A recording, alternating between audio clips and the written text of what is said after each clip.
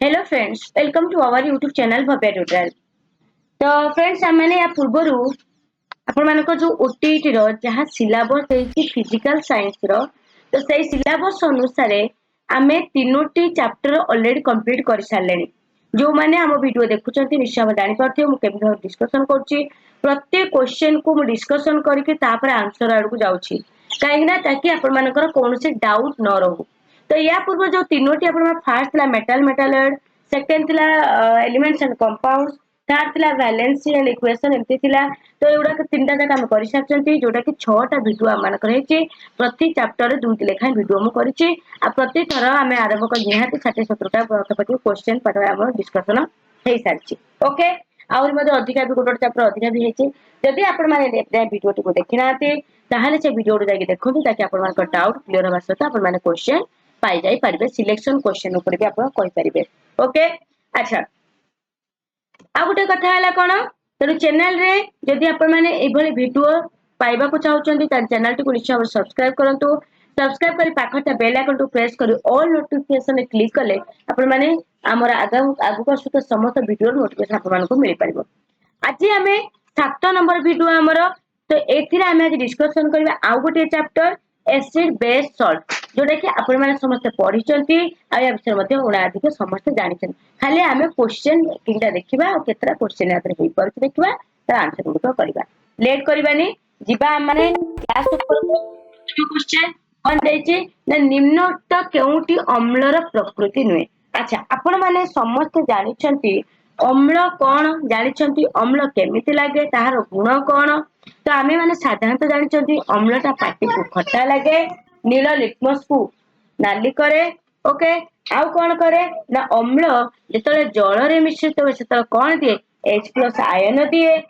आउ कौन कर आउ अम्लर जलीय द्रवण आयन धारण कर कौन विद्युत भी परिवहन करे एक कथा आप जानी। ताहाले वर्तमान हमको जो 4टी ऑप्शन हाँ आउरी मते मिथाइल ऑरेंज को लाल भी करता है जदि आपण माने को क्वेश्चन देछि क्वेश्चन ऑप्शन देछि 4टी तब हमें देखिबा ताने या भितर अम्लर प्रकृति कोठी नुहे। वर्तमान मु कहि कि गली नील लिटमस को लाल करे एटा तार प्रकृति पाटी को खटा लगे प्रकृति मिथाइल ऑरेंज को लाल कर दे एटा मन रखिबे एटा मते गुटे क्वेश्चन हे परिबो जोटे कि एक्स्ट्रा क्वेश्चन अम्ल मिथाइल ऑरेंज को केउ रंग रे परिवर्तन करि थाए मन रहिला। तापर नेक्स्ट देछि मिथाइल रेड को बायगणी रंग करथाए एटा नुह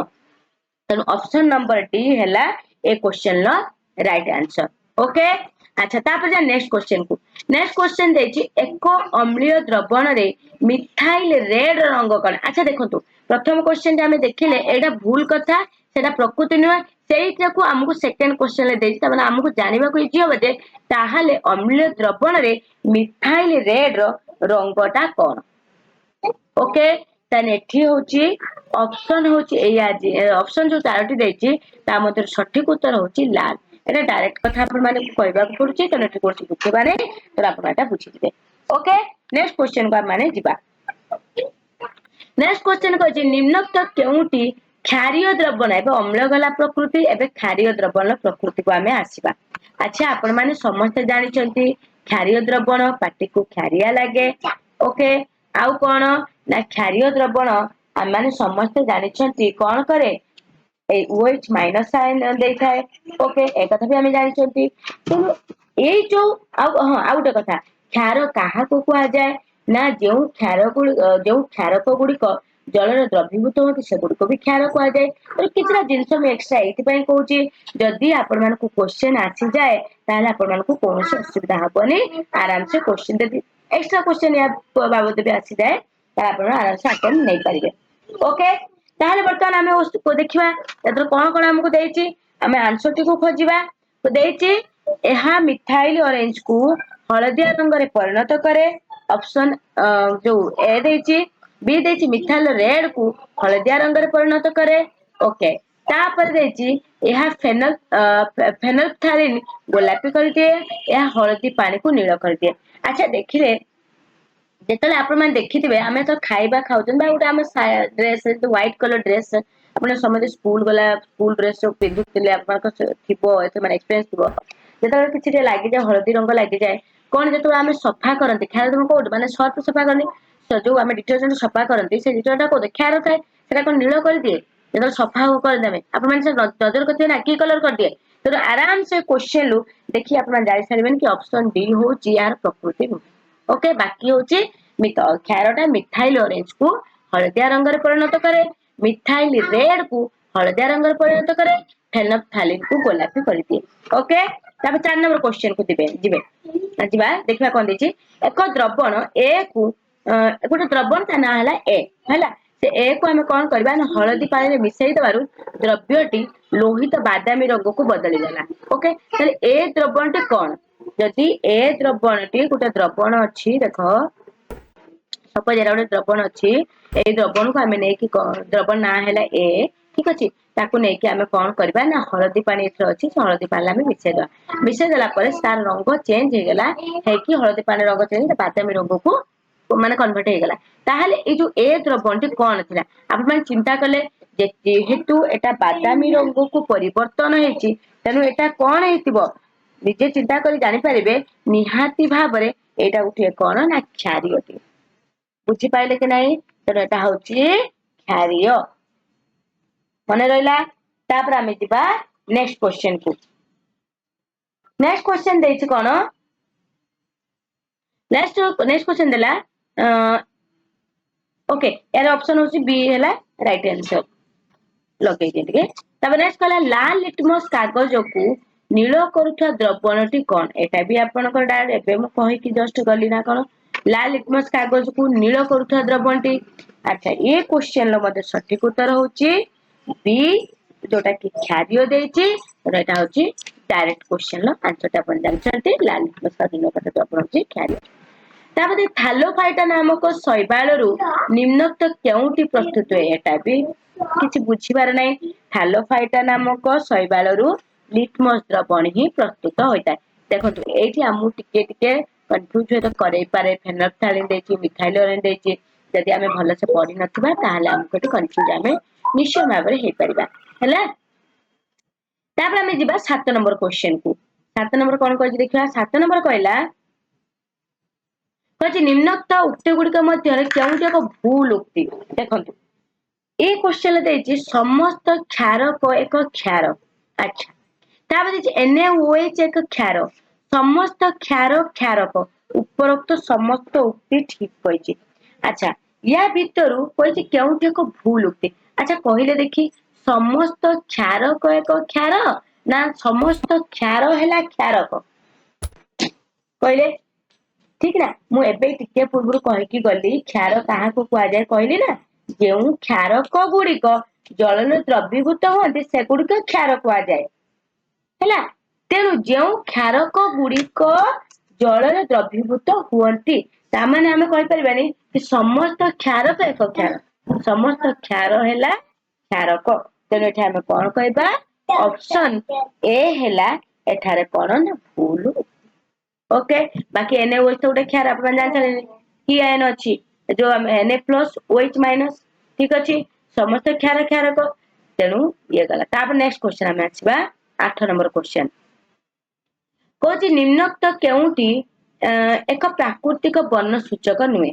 अच्छा प्राकृतिक वर्ण सूचक ए कथाटा भी आमे माने जानिछंती जेमिति देखो गोटे कथा मन रखिबो वर्ण सूचक ए जते याद तो गोटे कोडा वर्ण सूचक नुहे आमे बाहर करबा आमे पढिले किंतु मन रखिबा वर्ण सूचक घ्राण सूचक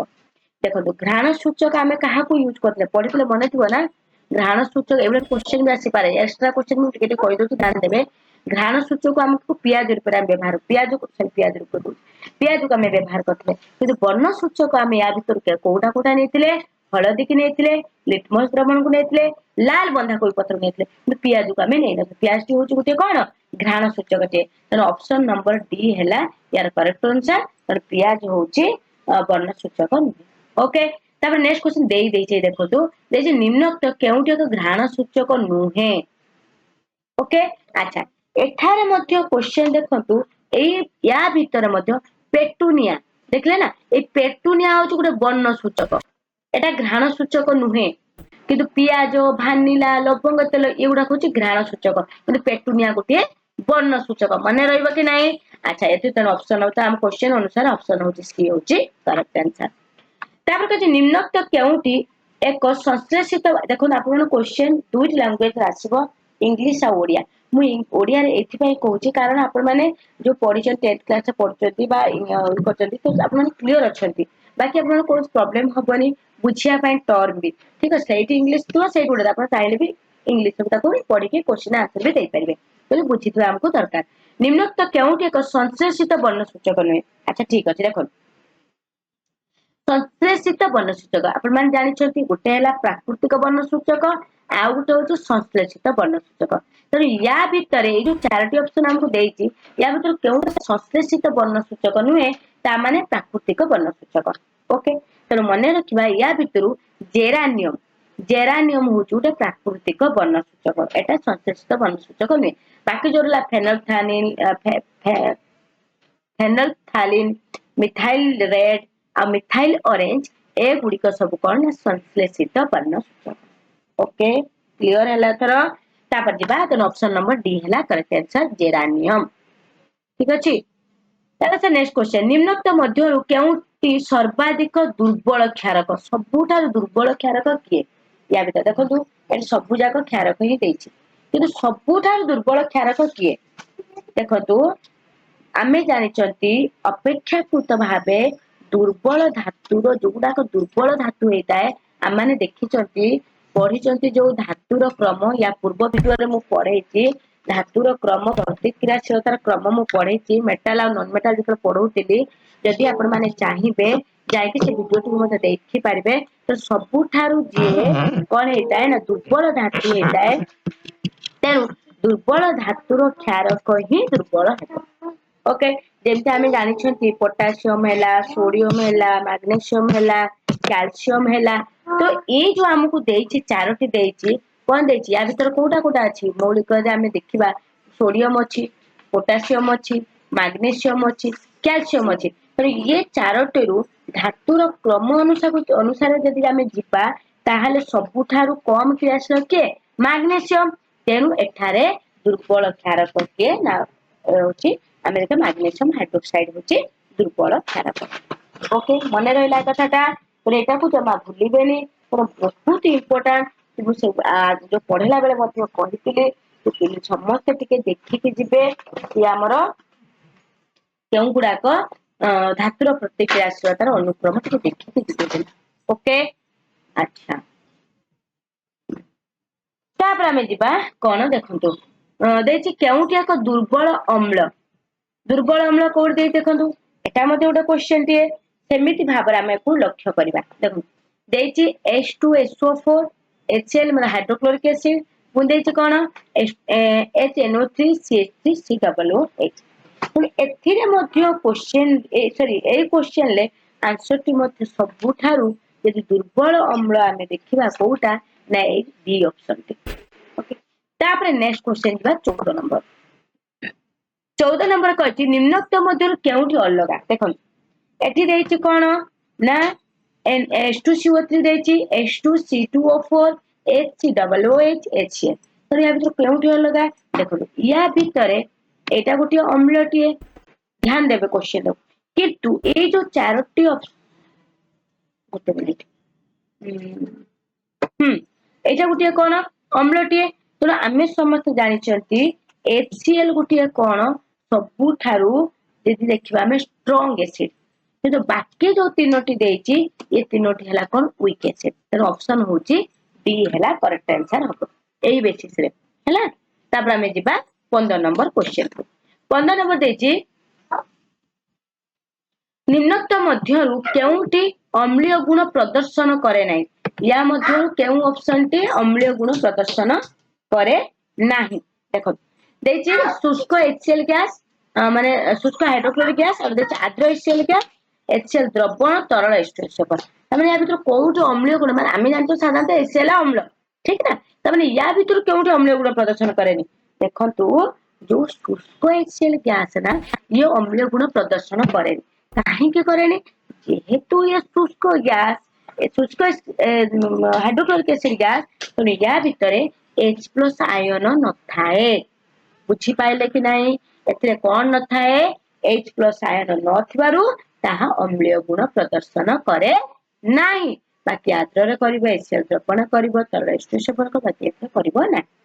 तब नेक्स्ट क्वेश्चन 16 नंबर अम्लर लघुकरण पाई जल रे अम्ल मिसाई घांटीबा क्षारकर लघुकरण पाई जल रे क्षारक मिसाई घांटीबा अम्लर लघुकरण पाई एटा को सेम देछि ना। अच्छा ऊपर देछि जल तळे देछि अम्ल यस फर्स्ट बिट देछि जल रे अम्ल मिसाई घांटिया थर्ड बिट देछि अम्ल रे जल मिसाई घांटिया। अच्छा या भितर देछि केउ ऑप्शन टी ठीक है और केउ ऑप्शन टी भूल बोली हमको दे। अच्छा या भितर देखंतु हमर जो ऑप्शन ए देछि कोन अम्लर लघुकरण पाई जल रे अम्ल मिसाई घांटिबा एटा ठीक कथा है उक्ति ठीक अछि। क्षारकर लघुकरण जल रे क्षारक मिसाई घांटिबा ए उक्ति मध्ये ठीक किंतु देछि अम्लर लघुकरण पाई अम्ल रे जल मिसाइबा ना एटा होछि उत्तरटी सठिक नुह भूल कथाटी एटा हैला। तापर 17 नंबर क्वेश्चन 17 नंबर क्वेश्चन कहछि जिंक धातु स यदि लघु सल्फ्यूरिक एसिड प्रतिक्रिया करे ताहले जे गैसीय उपादानटी सृष्टि हुए ता कोन। जिंक धातु मने पकांतु लघु सल्फ्यूरिक एसिड ता सहित प्रतिक्रिया करिवो करि साइला परे ता तो जा प्रोडक्ट मिलिवो किंतु ता सहित एक कोन मिलि थाए ना होछि गैसीय उपादानटी मिले से होछि के ना हाइड्रोजन मन रहला। तो आप मैंने एटा टिके जनरल सेंस लगांतु गोटे कथा हम कहू जनरल सेंस आमे जानि छंती जो हमर एसिड ठीक अछि हाउ इट प्रिजबानी हेलो तो क्वेश्चन बस आप मैंने एते गले जे करिवे ए जो रिएक्शन करि कि देखंतु जानि पड़े हैला। तार 18 नंबर क्वेश्चन कहछि सोडियम हाइड्रोक्साइड द्रवण रे जिंक दाना मिसाइले जेउ लवण सृष्टि हुए क्वेश्चन हम देखिबा टिके। अच्छा ठीक अछि मु जदी हबो मेरा लिखि दोछि जानितो ठीक अछि कर दोछि Zn प्लस कोन देछि लघु सल्फ्यूरिक एसिड ना H2SO4 ओके तो कौन मिलला हमको ZnSO4 okay ZnSO4 plus H2 तो हाइड्रोजन गैस डायरेक्ट हैला। तब 18 नंबर क्वेश्चन जुआ 18 नंबर कोन कहछि सोडियम हाइड्रोक्साइड द्रवण रे जिंक दाना मिसेइले जो लवण सृष्टि होबा तार नाम संकेत लेख। अच्छा हमें देखिबा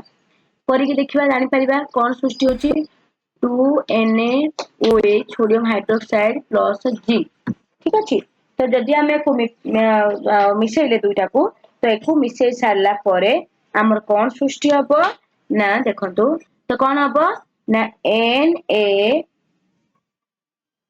Na2ZnO2 जगह होनी जानि कि एडजस्ट करने के पड़े नन से पड़े देखते हैं ठीक अछि कुछ होता नहीं ZnO2 सॉरी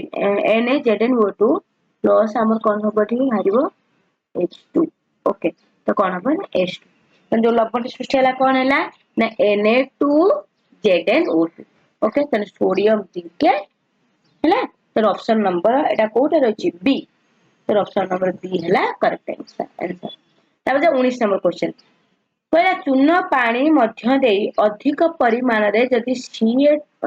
CO2 गैस प्रवेश कराइले घटुथिबा प्रतिक्रियार सठिक घटुता प्रतिक्रिया सठिक समीकरण केउटी हबो एटा हमको देछि क्वेश्चन। तो हमें एटा कोन देछि देखिबा ताले ओडा हबो देखो देछि CaOH2 प्लस CO2 तो सृष्टि हला कोन ना CaCO3 प्लस H2O ओके तापर हम देछि CaOH2 CO plus CO2 CaCO2 अच्छा अच्छा या भीतर आपण माने भल से पढंतु पढी कि देखंतु मु देखि कहूछि एमथरे CaOH2 plus H2O plus CO2 अच्छा तो हमर एबो option number C is the right answer okay. तापर नेक्स्ट क्वेश्चन कहछि निम्नोक्त केउंटी अलगा। अच्छा जानि पाले कि नहीं केमि भाबरे हैला एटा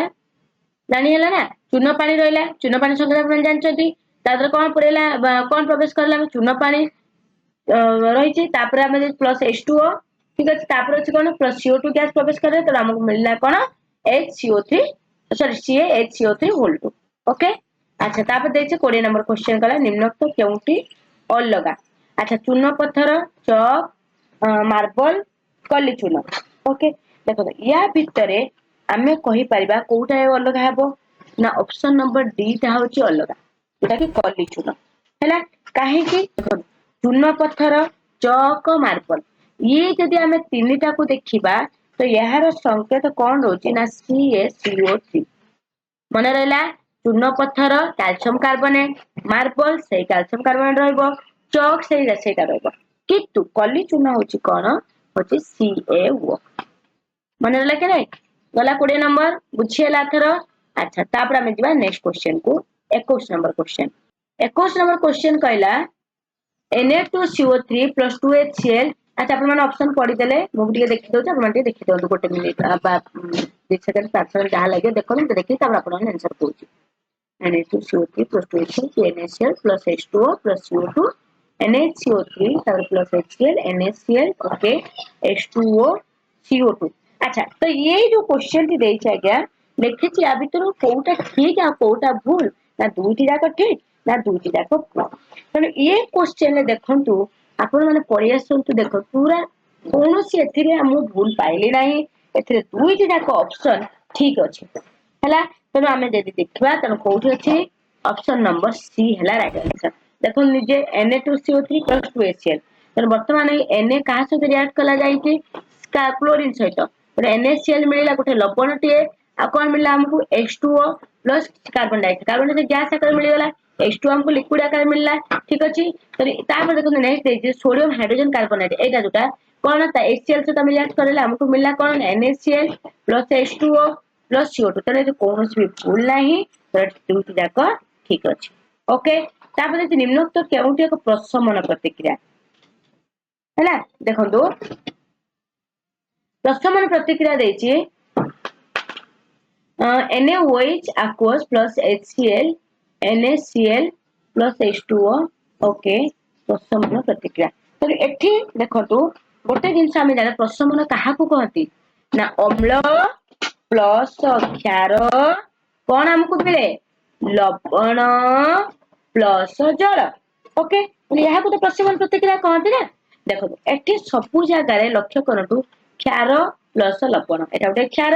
एटा उठे लवण सॉरी लवण कहली सॉरी अम्ल ओके क्षार एटा उठे क्षार NaOH HCl गोटे अम्ल तो हमको कौन मिलला लवण NaCl अच्छा एपट बी ऑप्शन ता देखंतु NH4OH ये गोटे क्षार हाइड्रोक्लोरिक एसिड गोटे अम्ल तो हमको मिली कौन लवण प्लस जल ओके अच्छा तापर हमको कौन मिलला देखो तो एठी हम ये भी मते उठे तो ये जो कोन KOH क्षार टीए ओके तापर ये मध्य रहला कोन क्षार प्लस अम्ल हमको एथरे मध्य मिलबा हमको कोन लवण प्लस जल तो ये तीनोटी जाक ऑप्शन तो कोन रहिछि ना ठीक अछि तो हमर ऑप्शन सब कोटा डी उपरोक्त समस्त ठीक ओके अच्छा तने कोन प्रशमन प्रतिक्रिया काहा कोनती ना अम्ल प्लस क्षार मिसिले हमको कोन दे लवण प्लस जल सेटा प्रशमन प्रतिक्रिया अच्छा हम गोटे धातु यौगिक अच्छा गोटे लिखि देबा कि देखा दिबनी समस्त ना सॉरी गोटे धातव यौगिक लघु हाइड्रोक्लोरिक एसिड सह प्रतिक्रिया कर धातव यौगिक ध्यान दियंतु धातव यौगिक टिए मौलिक नुह यौगिक टिए लघु हाइड्रोक्लोरिक एसिड सह प्रतिक्रिया करी बुदबुद सृष्टि करे उत्पन्न गैस टी जलंता दियासिली काठ को लिभाई दिए एही प्रतिक्रिया सृष्टि गोटे यौगिक मैग्नीशियम क्लोराइड हेले अच्छा ए जो प्रतिक्रिया रे जो यौगिक सृष्टि है गोटे मैग्नीशियम क्लोराइड हेले धातव यौगिकटी निम्नोक्त धातु को ता माने या भितरु धातव यौगिकटी केउठी हबो अच्छा निहाती आमे एठी जानले कोन मैग्नीशियम अछि माने धातुटी निहाती मैग्नीशियम क्लोराइड माने हमको प्रोडक्ट मिलिछि माने यौगिकटी निश्चय भाबरे धातुटी जो प्रतिक्रिया करतला निहाती भाबरे मैग्नीशियम ही तो तता ऑप्शन मैग्नीशियम तीनटा ऑप्शन मैग्नीशियम देछि ताहाले या भितरु कोउटा हबो देखिबा आमे देखो हमको कहिला उत्पन्न गैस टी कोन ना होची कोन कहला एठी एही प्रतिक्रिया सृष्टि करता यौगिक अच्छा यौगिक टी होची कोन ना magnesium MgCl2 magnesium chloride plus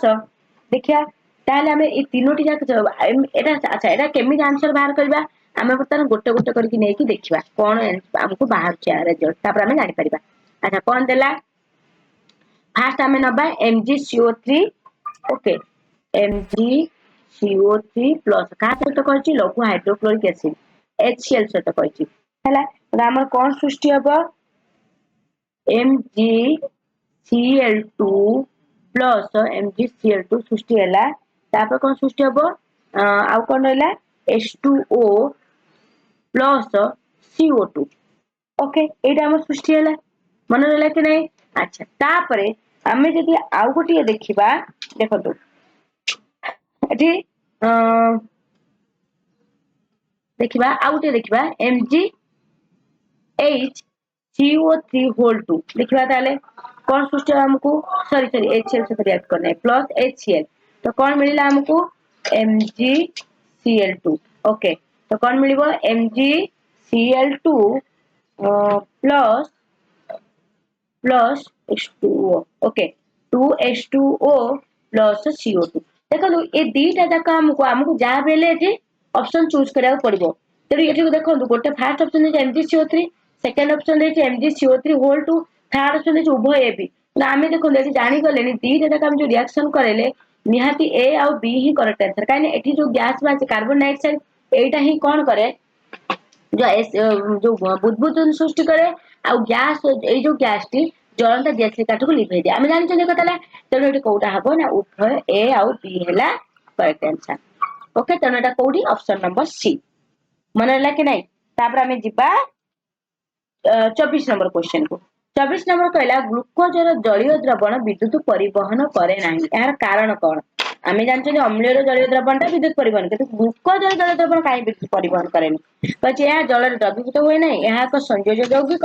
ना यार जलीय द्रवण H+ सृष्टि हुए नाही ना उपरोक्त समस्त तो एठी क्वेश्चन टी हमको डायरेक्ट ही देई देछि एथले जोउथरे H+ आयन सृष्टि होबो सेटा ही कोन हबो विद्युत परिवहन हबो जेहेतु एथले H+ आयन सृष्टि होउनी ता माने ये विद्युत परिवहन करिवो नाही तो यहाँ जलीय द्रवण रे H+ आयन सृष्टि करे ना ओके तापर कहि जल 25 नंबर जल रे द्रवीभूत क्षारक को क्षार कहा जाय ठीक अछि तापर कहि एबे मोइरा कहि की गली ना तापर क्षार गुडी को हाथ को साबुन परी लागे तापर क्षार गुडी को पाटी के खारिया लागे ए गुडी को क्षयकारी अच्छा या भितरु केउ उक्ति गुडी को ठीक केउ उक्ति गुडी को भूल हमको देछि तेनु आपण माने निजे चिंता करंतु देखंतु जल गुडी को द्रवीभूत क्षारक को क्षारक कहा जाय त एटा ठीक ठीक कि नहीं अच्छा क्षार गुडी का हाथ को साबुन परी साबुन में फेरसी तोला लागे ठीक अछि ये भी ठीक अछि अच्छा क्षार गुडी को पाटी को खारिया लागे ये भी ठीक अछि